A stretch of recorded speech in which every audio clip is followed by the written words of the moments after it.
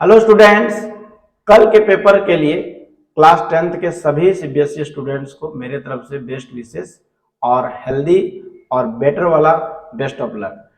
बच्चों, जब कल का पेपर आपका अटेम्प्ट जोन में रहेगा तो आप कई चीज़ों को ध्यान रखिएगा और इस चीज़ को थोड़ा सा टैकल करने की कोशिश करिएगा कि भाई जैसे पेपर आपके सामने आए तो ऐसे, अन्यथा आप हर एक सेक्शन को ऐसे, क्योंकि आपका लिटरेचर का पेपर नहीं है, एक कॉन्सेप्चुअल पेपर रहेगा।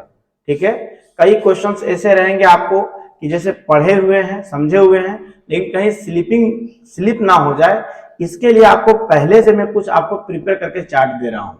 ठीक है, इसको आप समझने की कोशिश करिएगा बारीकी से। सबसे पहला चीज रहेगा आपके पास सेक्शन ए, जिसमें मूल रूप से 20 क्वेश्चन रहेंगे। इसमें आपके पास 2 एसेशन रीजन के रहेंगे और 18 क्वेश्चन एमसीक्यूज रहेंगे, जिसमें आप इक्वली डिस्ट्रीब्यूट कर सकते हैं। 6 फिजिक्स के रहेंगे, 7 केमिस्ट्री और 7 बायो के रहेंगे। सेक्शन बी में बच्चों आपको 6 क्वेश्चन मिलेंगे, जिसमें पीसीबी है ना, फिजिक्स केमिस्ट्री बायो के 2 क्वेश्चन, 2 क्वेश्चन है ना, 2 इसके 2 इसके, ठीक है ना, 2 क्वेश्चन आपको सामना करना पड़ेगा। सेक्शन सी में जब आएंगे तो इसमें बायो के 3, केमिस्ट्री के 2, फिजिक्स के 2 मिलेंगे। ठीक है, मार्क्स आपको यहाँ पे दिख ही रहा है। इसमें पहले वाले सेक्शन में 1 मार्क्स रहेगा, सेक्शन बी में आपका 2 मार्क्स रहेगा, सेक्शन सी में 3 मार्क्स।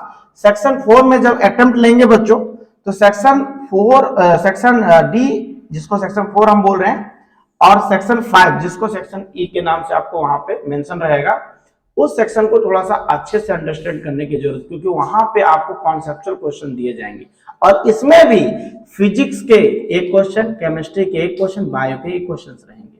और इसमें भी आपको फिजिक्स, केमिस्ट्री, बायो के क्वेश्चन रहेंगे, जिसमें फिजिक्स का आप मूल रूप से कह सकते हैं कि लाइट का, केमिस्ट्री का कह सकते हैं कार्बन कंटेंट कंपाउंड का, या metal non metal case study मिलेगा।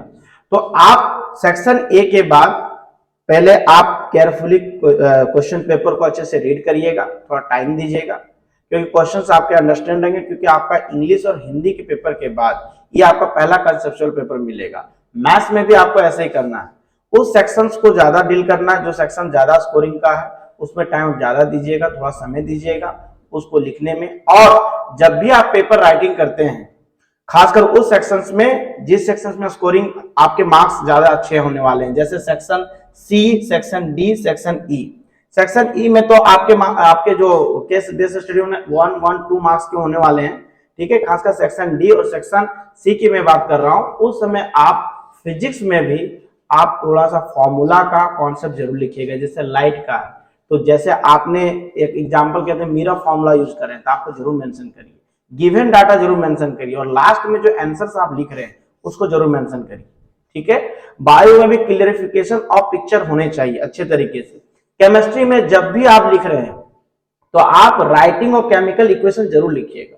जैसे एग्जांपल आपके पास है, सपोज करिए कि जिंक जो है HCl के साथ रिएक्ट कर रहा है, तो आप यहाँ पे जरूर लिखिएगा जिंक, और इसके स्टेट को भी जरूर मेंशन करिएगा। ठीक है, ये हाइड्रोक्लोरिक एसिड है। ठीक है, और जब ये रिएक्ट होगा तो ZnCl2 प्लस का हाइड्रोजन गैस है ना। अब इसको बैलेंस भी जरूर करना है, आपको बैलेंस भी करना है, नेम भी लिखना है, zinc chloride, hydrogen gas, evolution भी दिखाना। जितना अच्छे से आप रिप्रेजेंट कर सकते हैं बच्चों, आप रिप्रेजेंट करिएगा हर एक सेक्शंस को, खासकर राइटिंग ऑफ फॉर्मूला, डायग्राम, और आप पूरी तरीके से जो आंसर्स लाएंगे न्यूमेरिकल क्वेश्चंस के लिए आप उसको लास्ट में जरूर लिखिए। जैसे करंट इलेक्ट्रिसिटी का आप लिख रहे हैं तो मान लीजिए सीरीज में, तो सीरीज का कॉन्सेप्ट लिख लीजिए कि RS इक्वल टू होने वाला है R1 प्लस R2, और जो भी डाटा आप मेंशन करेंगे उस डाटा को अच्छे तरीके से करिए बच्चों।